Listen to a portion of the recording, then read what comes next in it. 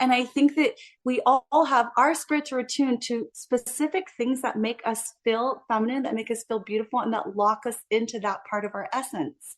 And when we don't take care of that, we diminish that part of ourselves. We diminish that part of our essence and our light that wants to be seen, that wants to be a part of us and should be a part of us. We're a full person. We're a whole woman.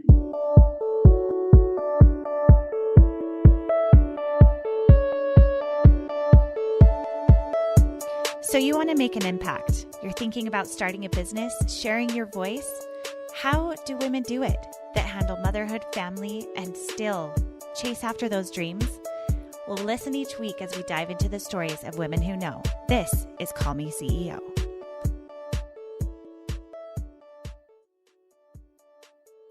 Growing up in Hawaii, it's a beautiful place, and gosh, I'd love to live there. My next guest, Pualei, is a native of Hawaii and grew up loving beauty, everything fashion, design, and went through a journey of what it looks like to really look at the internal beauty that she had all along and discover who she is and giving that gift to other people in exchange. Check out this week's episode. Welcome back, everyone, to Call Me CEO. This is your host, Camille Walker, and today we are speaking with a dear friend, Puale Lin, who is an activist for women, and she's a stylist and fashion consultant. She has a boutique, and she also is very involved with nonprofit organizations and really pushing forward with women in Utah leadership and also the voice that we carry. And today we're going to be talking about the beauty that each of us has within us. And Pualei, thank you so much for being with us today. Thank you. Thank you so much for having me. You're incredible. So I'm very grateful to be here. Well, I likewise, girl. We've just been talking about a lot of places and passions that we have that cross over. And I love how multifaceted your approach to seeking beauty within each of us, especially as women, and what that has meant for you. And please tell our audience, let's dig way back. Where were you born? Tell us about your childhood a little bit. How did you end up in Utah? Tell us everything. So I grew up in Laie, Hawaii, on the island of Oahu, very small, very close to the beach town. Beautiful upbringing. I loved it. I've always, looking back now, realized that I've always loved beauty, been attracted to beauty, always have loved fashion. You know, from when I was 10 years old, I would use my babysitting money to go and buy Vogue magazine or Elle magazine back then. And I truly, from when I was young, didn't feel that I was beautiful. I did not fit the mold of the women and models that I saw in magazines then. And so it was Which is crazy to me, because if you're watching this video, you see that she is very beautiful. And I'm curious, in Hawaii, were your parents thinking, oh, why is this girl picking up Vogue magazine? Like, was that something they supported, or like, what was that dynamic like? That's such an interesting question. I'm glad you asked me that. My mother actually was she did not approve of those types of magazines. She did not approve of fashion. She was very conservative. And so that was actually a concern for her with me, was that I was so into fashion. I was not as conservative as her. I loved beauty. I loved it. I loved to see the women dressed up. And in fact, my mother was an amazing seamstress, and I loved to look at her and her outfits from when she was young, because she would take the time to dress up and take care of herself. And my mother always did in her way, but she also had 8 children.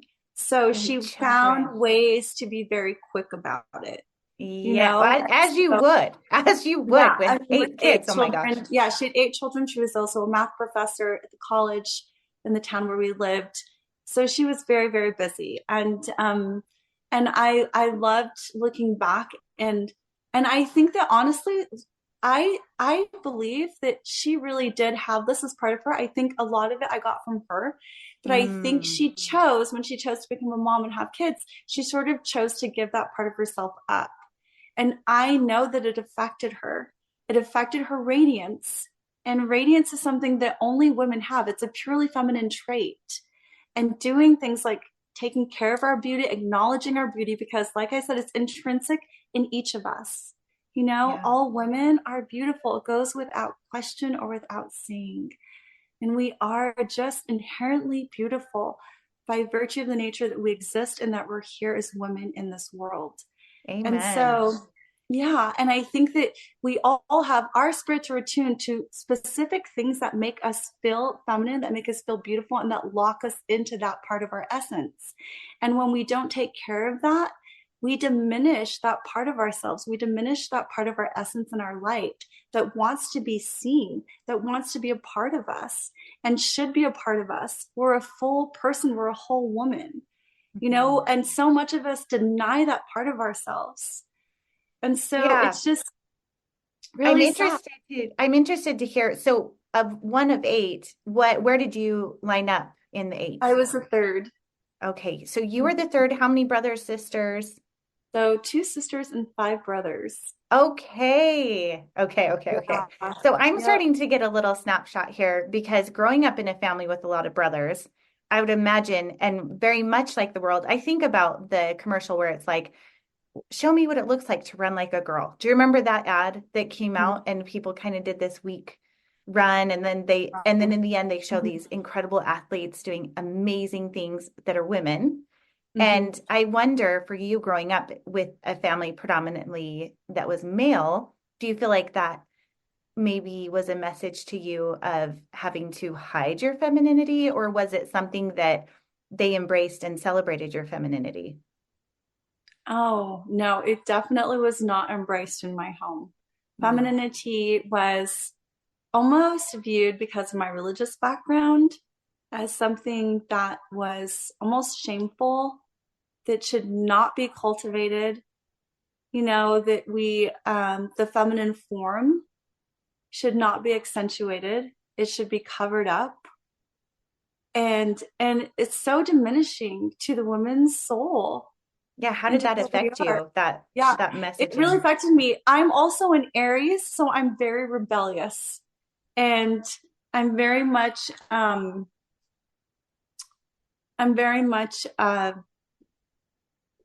will do my own thing. So this So was rebellious it's something that Pualei. She's getting her Vogue magazines, and your mom's like, "Uh-oh, what I is had to happening?" hide them. Yeah, she didn't approve. I actually had to hide them, and really, I had to hide that part of myself in many ways. And Mm. it was still really a lot of religious deconditioning Hmm. and really working through those layers and working with God, being attuned to God, because God is a big part of my life, my relationship with God in Christ. And so really, really meditate, spending time in meditation and talking with God about these things and who I am and and feeling like no, these parts of myself aren't shameful. They're beautiful. They're meant to be celebrated, and not just me and all women, Yeah. and God created us as beautiful creatures, and I talked with this with last week in my podcast with Jesse about how men would not want to be here if women were not here. Staying straight. They would not. So they really wouldn't. Most of them anyway. Well, that's Yeah. interesting. So I know that you spent some time modeling as a young woman. Tell me about that transition of leaving the conservative home, hiding your magazines, and then eventually going into modeling. How did you transition into that? And were your parents involved or aware, or how did that go? Yeah, so I actually had a friend growing up in our neighborhood who approached my parents about getting me into modeling when I was younger, and they did not approve. And so when I was 18, I started because, like I said, I'm an Aries, so I was waiting until I could, and so I did. I started working runway actually for a local designer. His name was David Tautu. I still remember his name, and he was incredible designer and I enjoyed that. I loved it. And I it really after a time though I found it wasn't for me and I Hmm. learned why my parents really didn't want me involved in that industry from such a young age. And And so what made you think it wasn't for looking you? it just it just was very externally based. Mhm. And it didn't, my being in my spirit didn't love being in those environments. Yeah. Well, I And would imagine because it's very much a judgment of your outside, outside of you, which is a lot yeah, of pressure for sure. yeah, a lot of pressure, and it just wasn't for me. And I think it's an incredible industry and career for some women. It just wasn't for me. And I realized, you know, pretty soon afterwards, I really didn't spend much time working as a model, um, into my early 20s, and then I stopped. And and I understand now why my parents didn't want me involved in that at such a young age, and I'm very Mm. grateful. Yeah. So, I mean, I can see, especially if a parent isn't involved and you're put into, it's just like the child actors that we see or young musicians or models, you're subject and exposed to so many adult things very quickly that mhm. can really be traumatizing. I mean, there's so many different scenarios of that, but so it sounds like you didn't stick around long. What did you move on to No. next? So, I luckily had parents who always told us that we were going to go to college. It was not an option. And so I'm very grateful. I finished my degree, got married pretty young, and went to dental school with my ex-husband. At that point, I had two girls, a 3.5-year-old and a newborn. And a year later, I found myself back home in Hawaii going through my first divorce as a young mom with two young girls.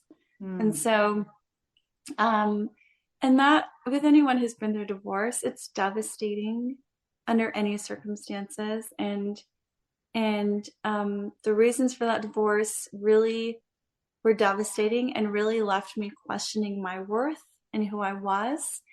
And I think I was very blessed to have a connection to God. Definitely not as deep or as close, I feel like, as the one that I have now. But He helped me to see that it had nothing to do with me, that what had happened, you know, the circumstances that brought us to that point had nothing to do with me, that it was about my ex-husband. And I think that helped me not to fully take all of the blame Mhm. for the circumstances on myself, and to be able to maintain that sense of who I was and that self-worth piece. I still question so much about being good enough, about my appearance, about, you know, all of those things. Um, but I think having that connection to God, I think really, really, really helped me, with staying true to who I was and not completely just spiraling.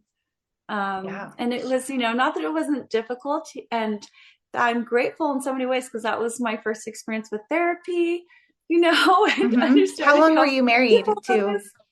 My first husband, we were married for 5 years, so Okay. it wasn't, yeah, super long marriage. How I old were moved you when you got by married? sometimes. I was 23, so I was Okay. 20 when I got divorced. My So first young marriage. mom, two baby girls, Yep. living back with your family. Mm-hmm. And Yeah. how did you make those steps of moving forward to your next adventure? What gave you Yeah. the ability to do that? What motivated you to move forward and how did you work through that? Honestly, that was my connection to God. So much of my confidence came from God, from the faith and believing that God is directing my life and my life is in his hands. It's to serve God. Mm. And so, and I'd had experiences through my divorce, through, you know, we'd moved away for school, and then I'd moved back to Hawaii with my girls through the direction of God, you know, at that perfect timing. And so it actually seemed very random when I felt the direction from God to move to Utah. And I Yeah. did not want to move to Utah. I did not. Hey, it would be hard I, to move to Utah from yeah, Hawaii. Oh my I gosh. was not happy with that direction. My girls were doing well. they were thriving, and I didn't understand. But it was very direct, Mm. even after arguing a bit. And I had learned from experiences in the past to listen and to be obedient when I received that direction, because I gained that confidence and trust in God and that faith. And so when I was directed to move to Utah in 2007, I took a few months and I sold a bunch of things, shipped my car over, took my girls and moved. And it was scary, uh, but here I am. Yeah, I mean, here we are in 2024, looking back to 2007. What do you think was the purpose for you being in Utah?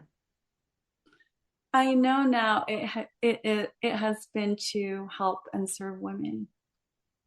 And yeah, I know that that's why I'm here. And uh,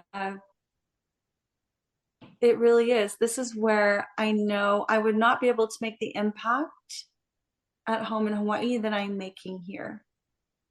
Yeah. And Well, let's unpack that. So you get here in 2007, mhm. and how I do you met my, end up where you are now? yeah, so I met my second husband a month after I moved here. Oh, wow. And through one of my best friends, actually one of my college roommates, introduced us, and was married for 10 years. We have a blended family, and so I had two girls, he had two boys, and we had all four kids full time. So I got to raise my stepsons, and they're so beautiful. My kids are so amazing. I get emotional. Hmm. How old were they when you Um, became their um, mom? so my boys were, oh, sorry, It's didn't okay. expect this to come up. Yeah. Uh, 22 and 18, and my girls are 24 and 21. And my boys were uh, 2 and 5, 2 and 5 when I when I became their mom. So So you really did. You saw them through all yes, of those growing it's up still years. close. Yeah, I'm very grateful. Yeah, like our kids are, I'm divorced now 3 years after that marriage. We were married for 10 years.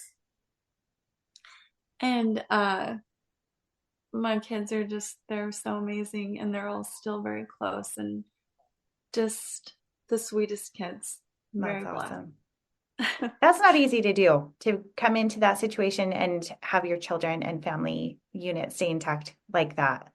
So Yeah, that's it was a incredible lot. work that you and your ex-husband did together to bring a family together and feel like a unit like that. Oh, thank you. Yeah. Thank you. The kids, yes, they're wonderful. So yeah. And so that ended in actually 2000. Wow, I guess it's been way longer. Oh my goodness, time goes by so fast. Yeah, so I opened my store in 2018, the summer of 2018. Eden and Kay, the boutique. Yeah, Eden K. Yep, the Eden boutique. K. And then I didn't realize it was going to become an event space, and it has. That's another story. And then went through my second divorce in 2019. 2018 was starting my first year of business, separated. Um, that was the beginning of the end of my second marriage, and then the divorce was final in 2019, and now here we are. And it really wasn't until after my second divorce that I feel like I really began to do that internal work. It was kind of like, okay, this is the second divorce, the common denominator is me, so I really need to take accountability and figure this out. And so it's been that desire, to be out of pain. They say that a lot of times we get pushed to this work, either we're in so much pain. Unfortunately, me being rebellious, I couldn't be brought to it easily, I guess. I had to learn in different ways through a lot of pain and suffering to seek after this work. but I'm so grateful for it, because it really was um, just seeking and asking God to lead me and teach me. And I believe it was God who led me to those things like neuroscience and learning about my brain, because it was the process of, help me learn, what do I need to learn from this? you Yeah. know, help me to see myself clearly so that I can improve, so that this doesn't happen again. Yeah. What are the things that I need to clean up, that I need to figure out for myself? And so much of understanding and seeing our beauty is going into that shadow, into that ugly, into the hard, the painful parts that we don't want to look at, that we don't want to acknowledge and recognize and integrate. And and but that's the only way to become whole. Mm-hmm. And so it was really a process of, I feel like for me, really being led by God, deepening that connection, and that I've always relied on, and just really asking God to show me and guide me and teach me. After my divorce, I didn't have a lot of resources to invest in a business coach, in a life coach. And, it was like, I'm just starting this business. My marriage is done. My whole family was actually like, what are you doing? You have a degree. Why are you putting everything into this? You just go get a job, which is great. If your motivation's money, go get a job. Mm-hmm. But that's not my motivation. Yeah. And so it has been a process, and I'm grateful for my family. They're incredible. They've been an incredible support, even despite thinking I'm crazy for trying to build businesses that I have, and for working to create what I am. And that's okay. That's just been part of my process. It's been Yeah. good for me to learn and grow. It's pushed me to myself more and more, Mm-hmm. which is what needed to happen. Yeah, I So, think a lot of times we're called to something that we have struggled with or that we want to advocate for because we identify and we can see ourselves in other people. And so I think that that's really awesome that with where you're saying you help hold up the mirror of a person's divine beauty, that it comes from within and that it's not something that has to be earned. It's something that we're born with. And so with people you have coached doing that kind of work, what has been the most rewarding or eye-opening thing that you've seen some of your clients go through? oh, that's so beautiful. Thank you for saying that and pointing that out, that it doesn't have to be earned, Mm-hmm. that we already are, and it's just recognizing. And so I think the biggest breakthrough that I start to see from women is giving themselves permission to look at themselves and think of themselves in this way. They've never given themselves permission to think they are beautiful, to begin to recognize and acknowledge the virtues within themselves that are beautiful. They don't even recognize them. They don't take the time. They don't even think that they're allowed to, or that they Mm-hmm. should, or that it's necessary, in fact, for who we are. They just don't think that it's frivolous, right? It's vain, like we talked about earlier. Mm-hmm. Beauty's not seen as a spiritual path. It's seen as vanity. It's seen as external. It's seen as worldly, which it's not, because it's such a part of our feminine nature. It's such a part of who we are.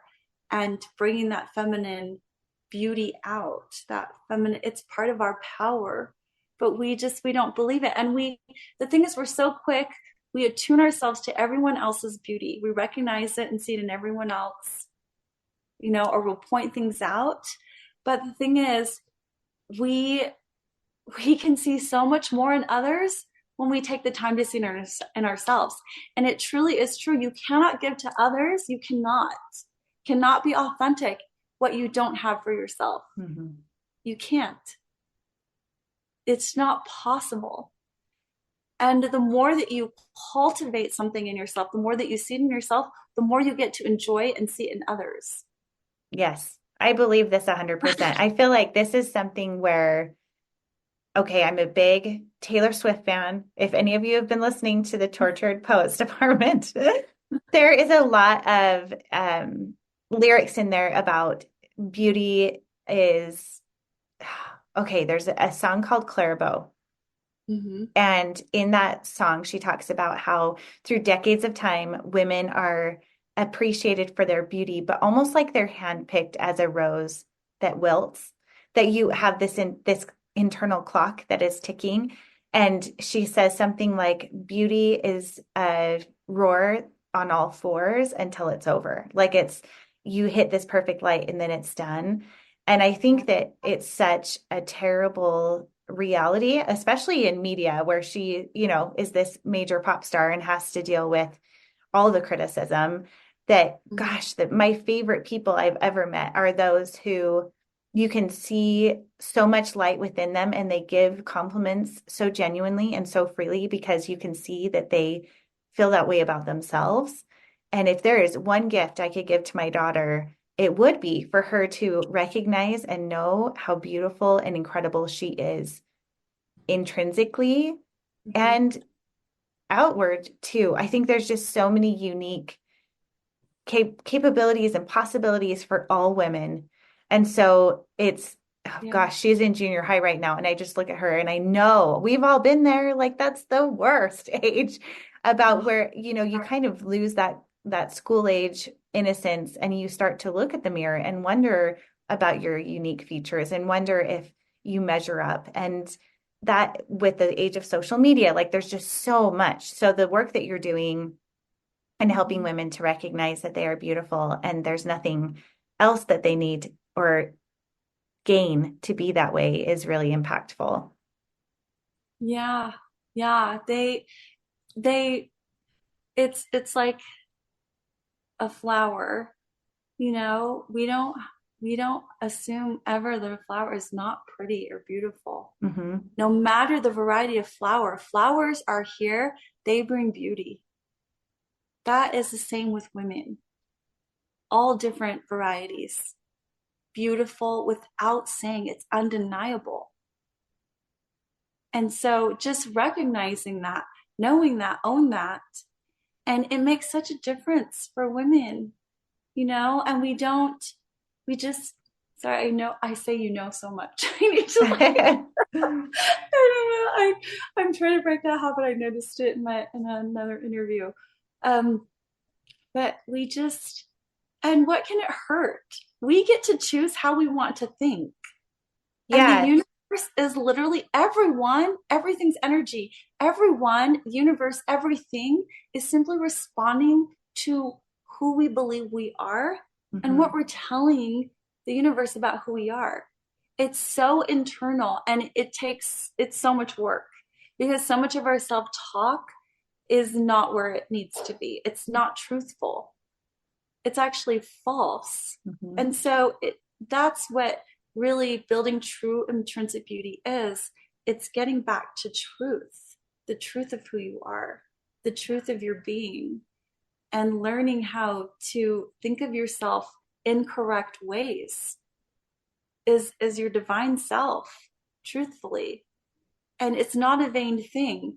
When a woman takes care of herself, she's done. She is not thinking about herself anymore. She's pouring out to the world. Mm-hmm. One of the biggest compliments I think someone gave me, she was an employee of a client.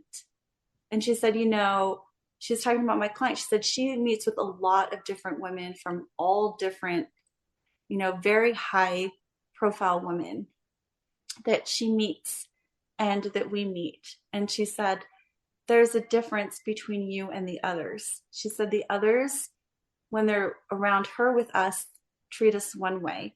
And when they just speak to us, they treat us as the help. Mm-hmm. And she said, you treat everyone the same. There's no change in how you speak to us, no matter who you're with. And she said, and you're always so present. I feel like you're present with me. And Yeah. that was the hugest compliment for me. And Mm-hmm.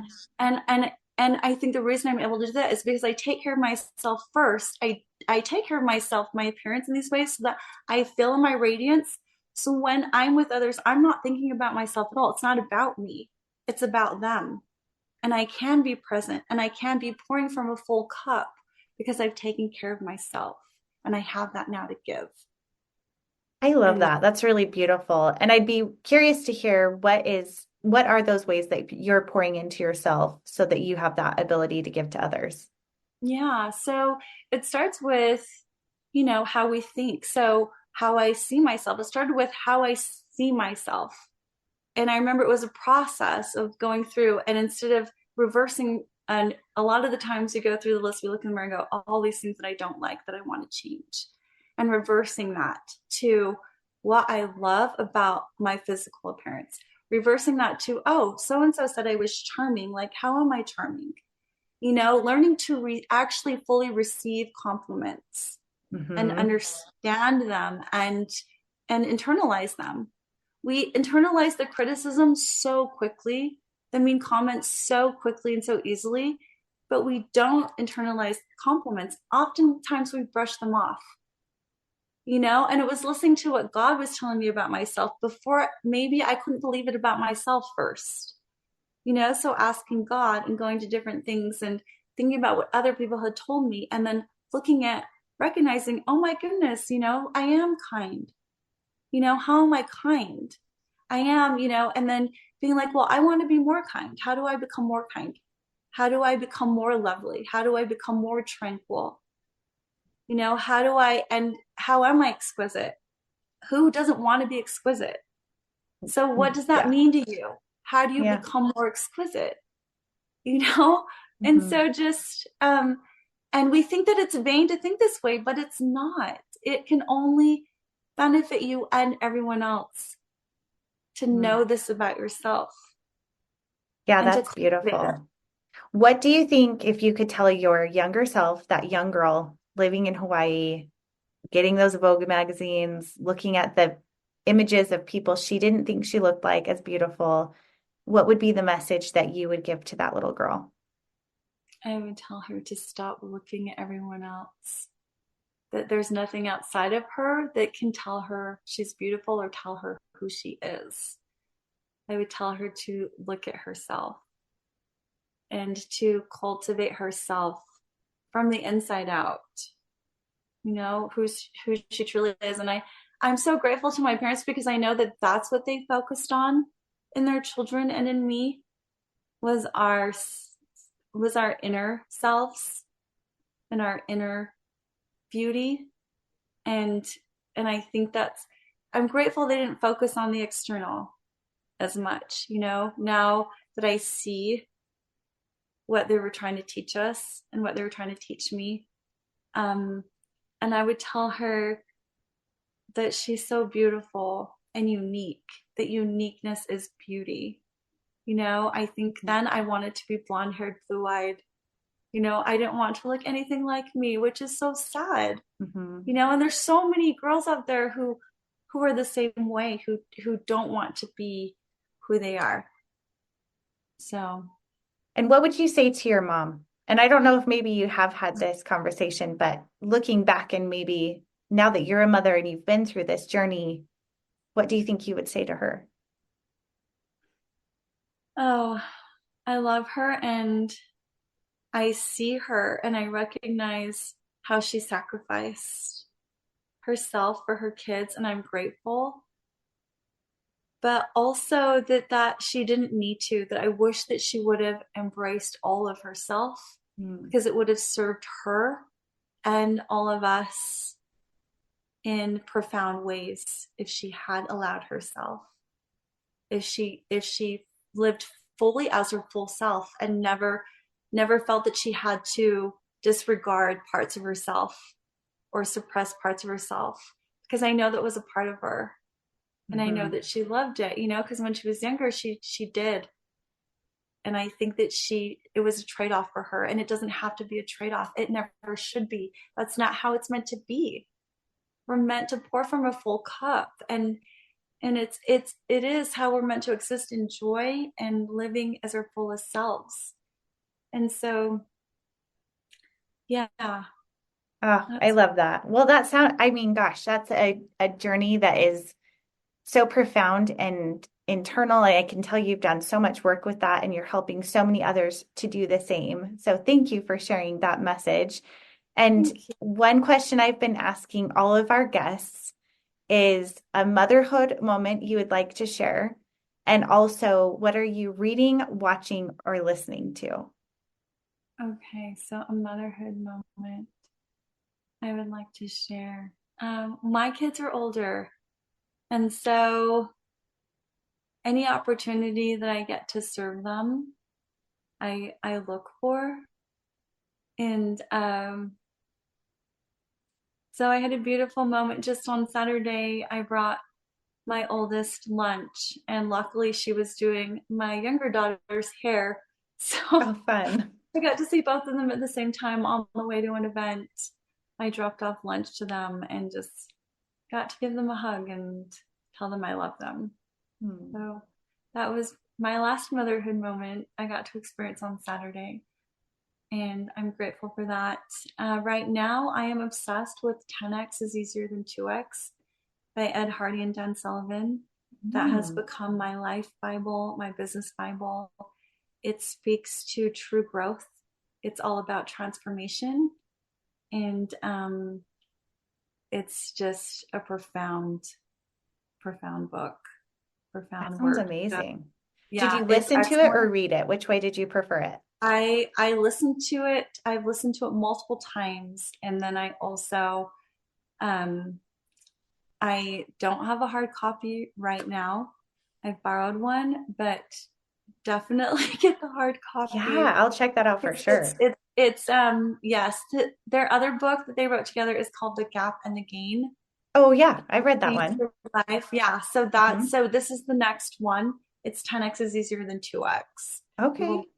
if you've read Gap and the Gain and you loved it, you will love 10x. And this will be huge with yeah, Yes. what you told me about earlier, what you have planned, what you're launching. Yes, So what she's referencing is the CEO coaching, group coaching. If you haven't heard about it yet, it's using neuroscience networking and masterminding for women in business to reach their next goals. And it's a year-long training with in-person events as well. You've probably heard me mention it, but if you haven't, you can go to ceo.co to check that out. So oh my God, goodness. Well, Puale, we have gone through quite the journey here today. Please tell our audience where they can connect with you and hear more about this amazing mission. yes, thank you. Just go to Instagram. It's PualeILYNN. That's the best way to get in touch with me, and everything's sort of linked there for how to find the rest of the things that I offer and what I like to help women with. So, yeah, thank Well, you you're so much. amazing and you're beautiful. You And do you even age? I'm like, how does this woman have children that are adults? are so sweet. I have a grandbaby. My first grandchild Wow. born in 12. Oh, Yeah, so I'm very grateful, very grateful. Thank that's you. amazing. That's Of a course. compliment. Thank Yeah. you. All right. Well, thank you everyone for tuning in. And if you found this helpful or inspiring, please don't forget to subscribe, like this podcast, leave a review, and share with a friend. We want to support women and their missions to chase after those dreams and to do it amidst motherhood and the chaos and everything in between. So thank you so much for tuning in. And thank you again, Puale, for being here. Thank you. Thank you so much. Thank you. Hey, CEOs, thank you so much for spending your time with me. If you found this episode inspiring or helpful, please let me know in a comment and a 5-star review. You could have the chance of being a featured review on an upcoming episode. Continue the conversation on Instagram at Call Me CEO Podcast. And remember, you are the boss.